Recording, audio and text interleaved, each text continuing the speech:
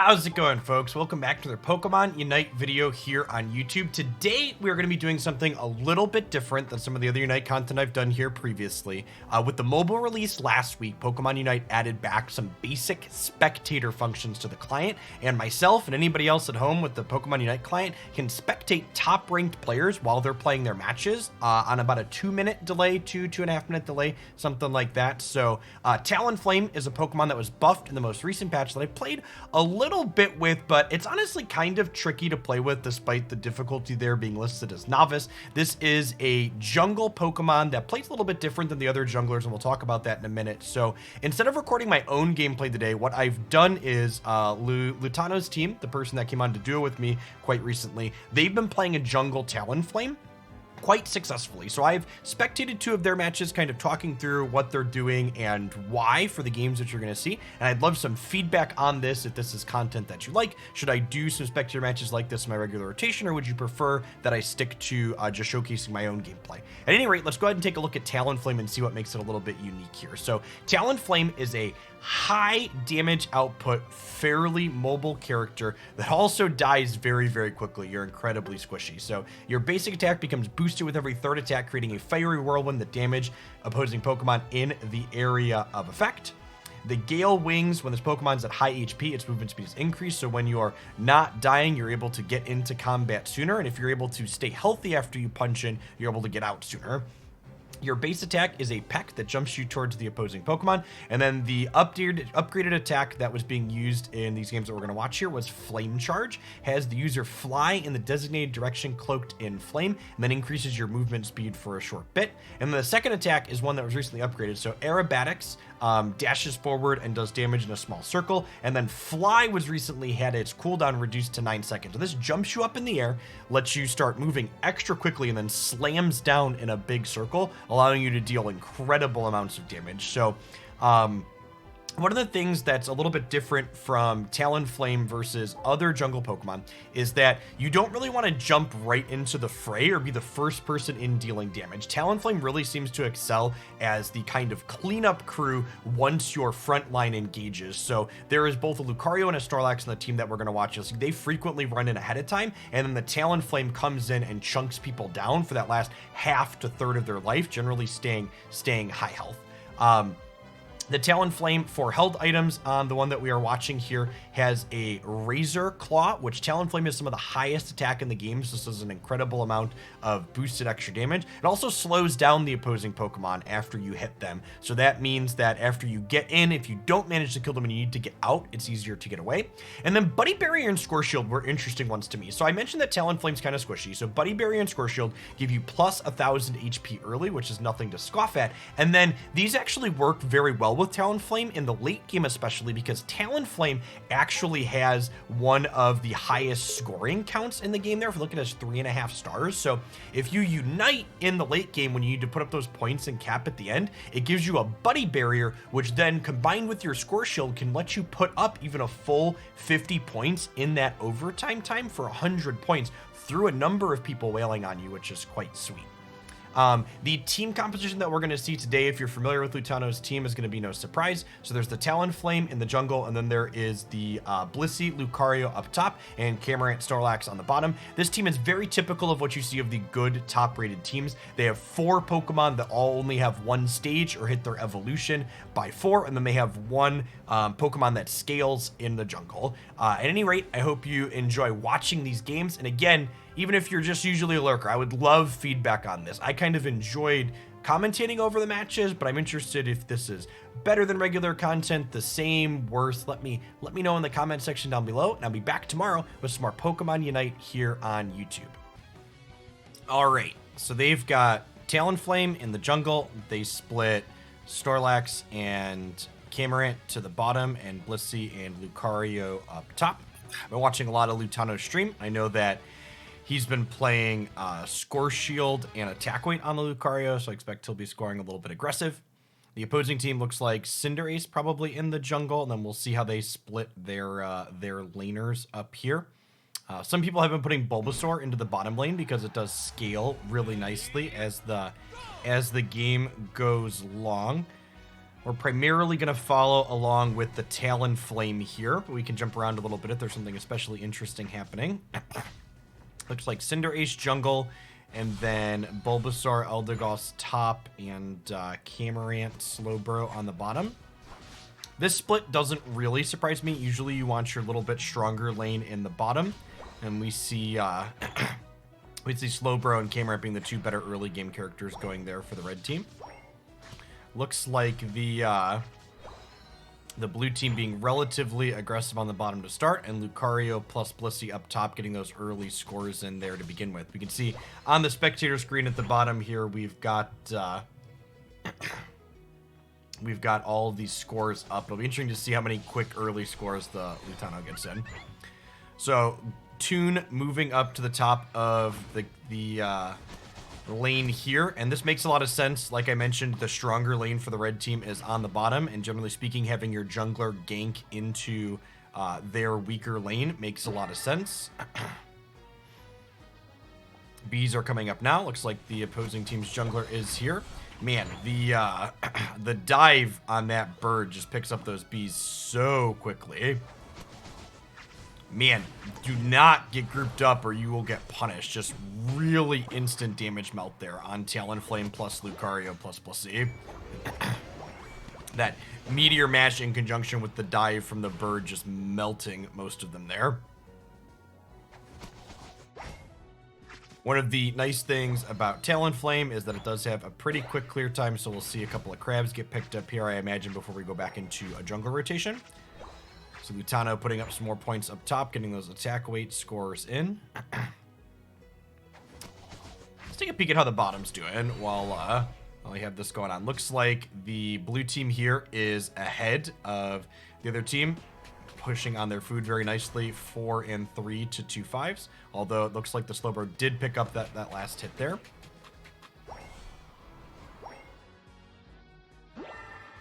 Couple of scores there. Score Shield's a very strong item. Looks like the bird is finishing its rotation and heading back up top for another gank before first bees here. Let's tune back in up here and see what's going on. Fly, not quite wanting to melt those, so that way Lutano can get points, I imagine, to get more scores. This is a split that I like a lot. So we see the Blissey is rotating down for bottom bees while the jungler and Lucario are here. And now the jungler works to melt the bees while Lucario kind of harasses them on point, keeping them away from this experience. You can see this gives the jungler level 9 by the time they get back to the bottom, picking up some cribs. Having your Unite ability at the first dreadnaw is pretty big. How's their jungler doing? Their jungler is only level 7, so almost a 2-level difference here. Gonna allow them to harass and put up a lot of damage. These level increases are huge in the early game. A couple of easy KOs to pick up as they turn on the dreadnaw here. I wonder if we're gonna see, yep, love this zoning from the bird here. They got the dreadnaw low enough to make them come in, but then they pivoted before they finished the dreadnought to give 0 chance for the opposing team to be able to rip it here. And then push them off the point nicely. As they split up, we see Blissey going with Lucario to try and pressure the points a little bit, while Toon goes back in to do their jungle rotation here. While the jungle rotation happens, let's take follow along with Camarant and Snorlax up here. Snorlax is taking a peek in on the Rotom here. Misses the snipe a little bit, but still not too big of a deal. Again, at a point like this, it's just pretty instrumental that you don't die because we are over leveled here. These are level 9s. Jungler's going to be coming back in at this point, is level 11, so just crushes these two. Again, just want to make sure it doesn't die. Interesting Unite there from Toon. Very quick score. Talonflame has one of the quickest scoring counts in the game, so we'll do that very quickly. I imagine we'll start seeing the teams get ready to group up back down towards the bottom as the next Dreadnought will be spawning soon. You know, the blue team just doing an incredibly efficient job of keeping all of the farm off the map here. Just making sure all those yellow dots go bye-bye while simultaneously harassing a little bit. Love the support. Whoa, that was... We saw a button go off there from our birds. So they could jump over and that fly could stick 3 of them, picking up 1 kill and putting the others low enough that they got to back off here. 30 seconds to Dreadnought. Toon's going back in to do a jungle rotation really quick before this happens. I like this. Again, just trying to keep all the farm off the map. Jungler wants to get to 15 before the last 2 minutes happen, if possible. See red team positioning themselves to try and push in on this dreadnaw, but their lack of a point is going to give them a tough positional battle. I imagine we'll see blue team want to push them back. See them kiting around a little bit, I assume waiting for our jungler to come in. And there's the liftoff, and we have the drop down. Interesting. Oh, are we going to get punished here? We did get punished with the kill. Can the rest of the team pull this out is the question now. So you see them bailing back to that point. That is their strong suit here. Their positional advantage in having that point. Cleaning up the opposing team. That was, looks like 3 kills. Still Cinder Ace and Cramorant down there. Yep, I imagine we're going to wait for Talonflame to go back in before we do anything here. The dreadnaw being started, perhaps. It looks like it. And again, you'll notice the blue team not choosing to coin flip a dreadnaw. They are turning on the opposing team. They know that they have them over leveled and they'll win in this team fight, and just melting through all of them before we'll turn and start this dreadnaw. Might break this this tier 2 here. Nope, just putting some points up and getting out. It is only 3.5 minutes left in the game, and our Talonflame jungler here is already level 14. See a little bit of zoning here, keeping them out there while the Camarant and the Lucario melt this no problem. Love it. And again, immediately, they could press their advantage, but fighting on those tier 2s is generally not ideal. Head back into the jungle here to try and lock that level 15 up before the end of the game. You get a huge stat increase when you get to 15 versus 14, so getting to pick that up is a big difference. Posturing over some bees here. Perhaps we're going to think about starting a Rotom before the last couple of minutes. If you can end a Rotom so that way it pushes in after the last 2 minutes goes, you can get that extra scoring with the Zapdos. It can be very powerful. See the Talonflame very quickly melting this down, hitting that level 15 that we were talking about from the jungle. Yeah, that'll do it. And I'm curious to see if they decide to push this in or not. Probably depend on the positioning. There's only 2 Pokemon up here, just an Eldegoss and a Cinderace, and Cinderace is very squishy, so I would not be surprised to see a fly pop off here and push this in. Yep, and didn't even have to fully push it in. Able to just didn't even have to hit them with the fly, just use the threat of it to push them off, and gosh, those picks into this point break here is huge. Looks like Lucario picked up a death in the bottom, but Camarant and Blissey able to push them out here. We can see here just the massive level advantage the blue team has at this end game over the orange team here. So we have a level 12 Cinderace, a level 13 Camarant, a level 12 Venusaur, whereas everyone on the opposing team is either 12 or 13 for blue. Just the massive damage here. A little bit of a flubbed Unite, but not too big of a deal. See them pressuring on this point nicely, keeping the opposing team off of the Zapdos. The blue team is interested in defending here. We did see that Unite get used there, so a little bit of farm for our bird. Pick and recharge in that Unite and perhaps pick up some more points in case they want to back cap later. This is the team fight. We see them brawling in the corridor here.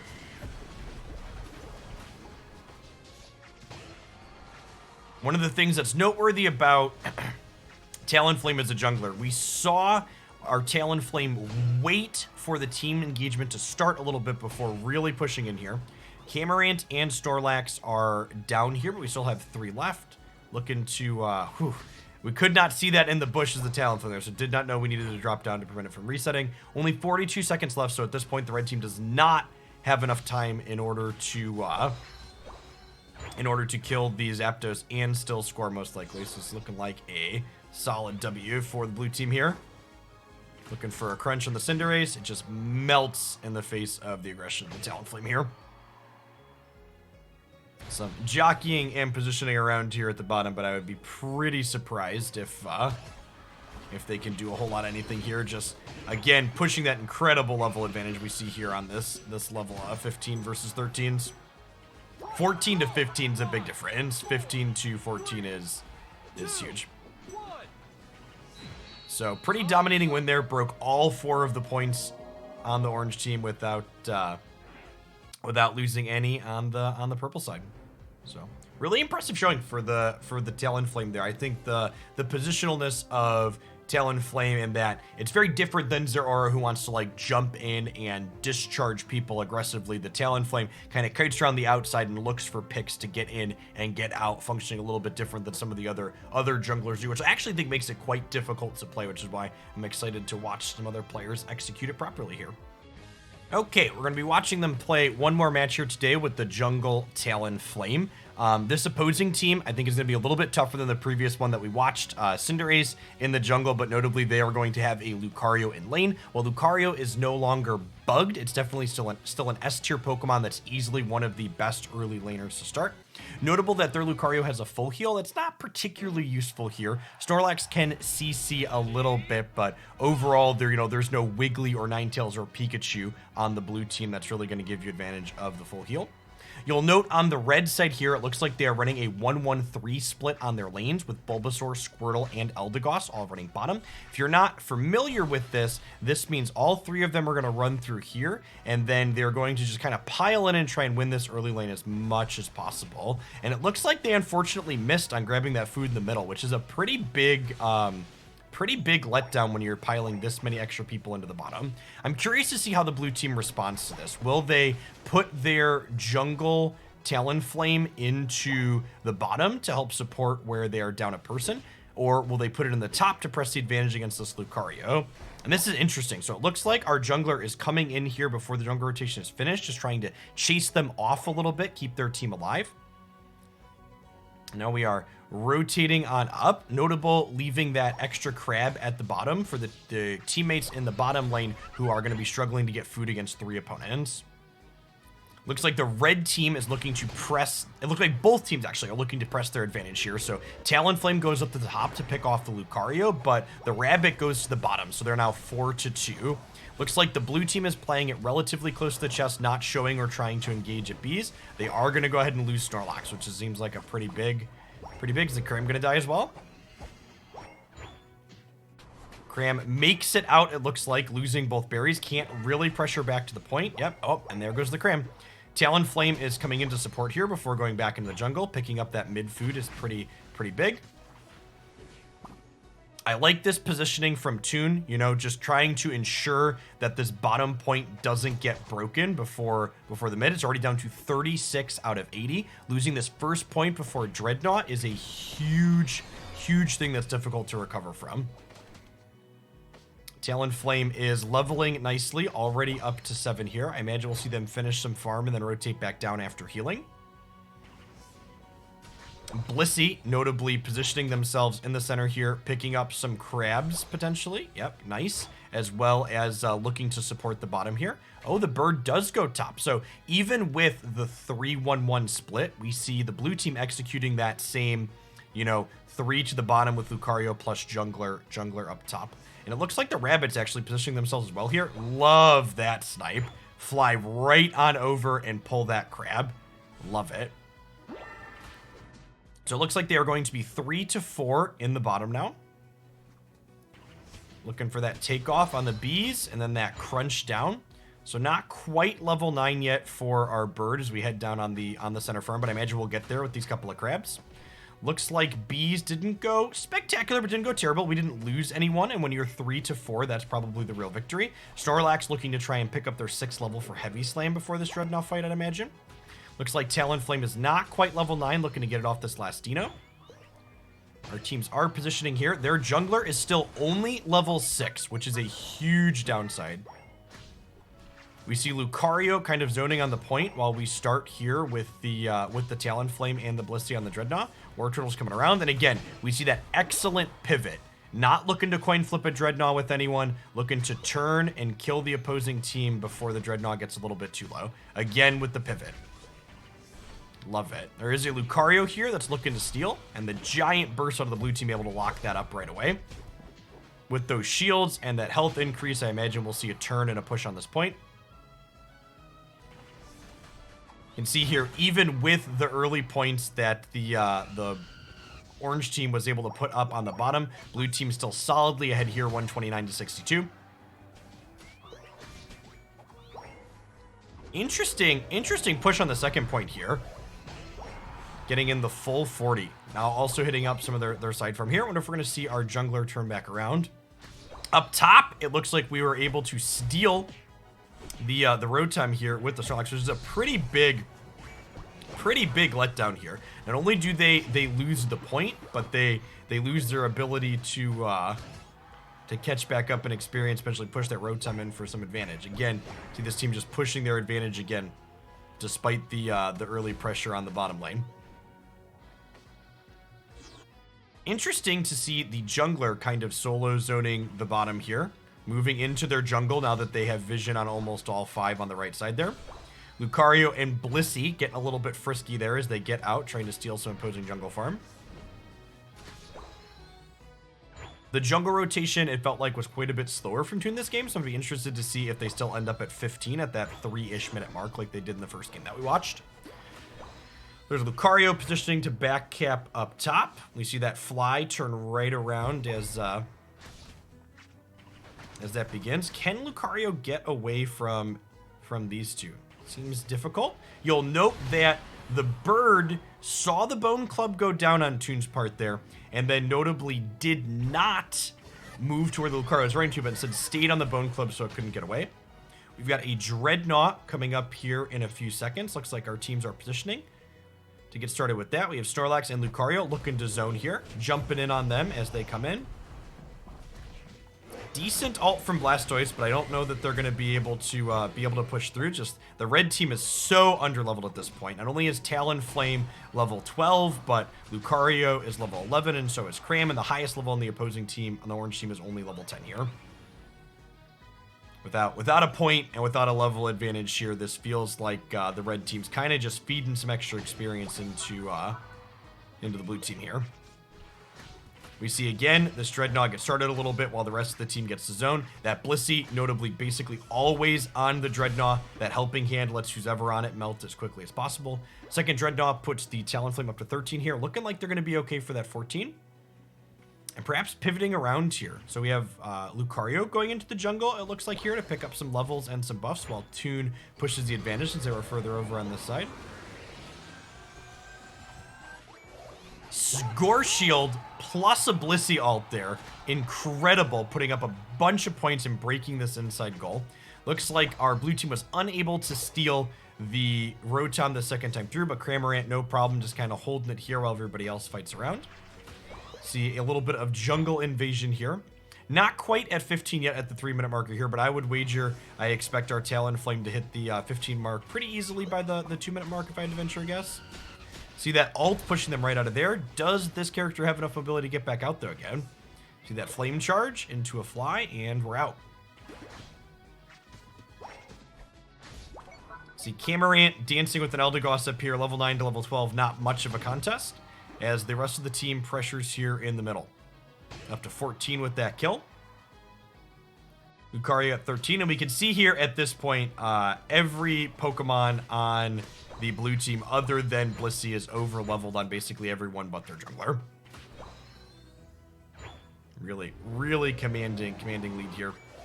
That bird with Score Shield plus its fast scoring speed is just so powerful. And I imagine this is going to be a quick jungle rotation here in order to lock up this level 15. Fly into a charge into a couple of pecks.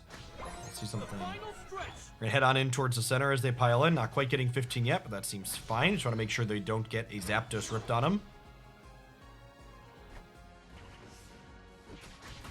The Blastoise getting caught a little bit out of position here. Love the use of the Unite from our Talonflame here to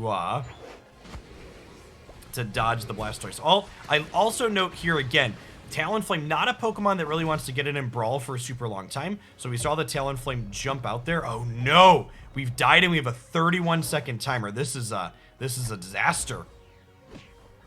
They've been so far ahead this entire game, and now their respawn timers are long, and the Zapdos is going down. Did they score enough points? to be able to get through this. We see the Snorlax acknowledging that they can't play defense. Going to need to go ahead and put up a score here. I believe the Snorlax has Score Shield, so we might be able to put up a 50. But the Cinderace is already back. And we see them going back to play defense now. The purple team is down by 50 points now, and they need to put together some kind of score. Love this split here. We see 3 running up the top with Talonflame and Snorlax running towards the middle. They're going to need at least 1 cap here. Toon very carefully, picking up only 32 points so they can score a little bit quicker. It's actually almost exactly what they need to put some in here. We see Toon going to the top, hoping to score with the Score Shield and a little bit of Chaos. Again, with that Unite from the Blissey in order to give a giant shield to get some Score Shields through here. We put up 80, and just like that, we are in the lead. Keep calm and clear-headed as you try and catch back up here. I'll be interested to see if we see anyone from the blue team go back to play defense now. They are up by almost 100 points, but a single 50 cap puts them back behind. At this point, the red team is too far out of position to be able to catch back up. An excellent recovery from the blue team here.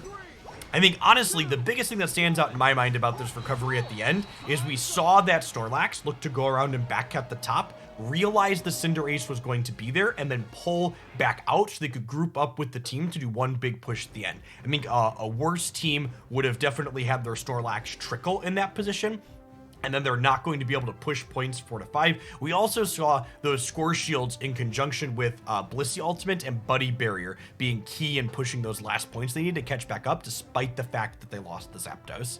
At any rate, be sure to let me know in the comment section down below. What'd you think of me doing Spectator? Kind of highlight some Pokemon I haven't been able to play super efficiently before on stream. Is it something you'd like to see on the regular? Obviously, I'm not going to replace all of my gameplay content with it, but maybe once or twice a week, this could be something fun that I could mix in. Maybe shout out, are there particular high-ranked players that are playing consistently that you'd like to see me cover their matches? Are there particular Pokemon I haven't gotten to cover yet that you said, Jeff, I'd like you to spectate and give your thoughts on how some of this gameplay plays out with this one. So, at any rate, thanks for watching. I'll be back tomorrow with some more Pokemon Unite here on YouTube.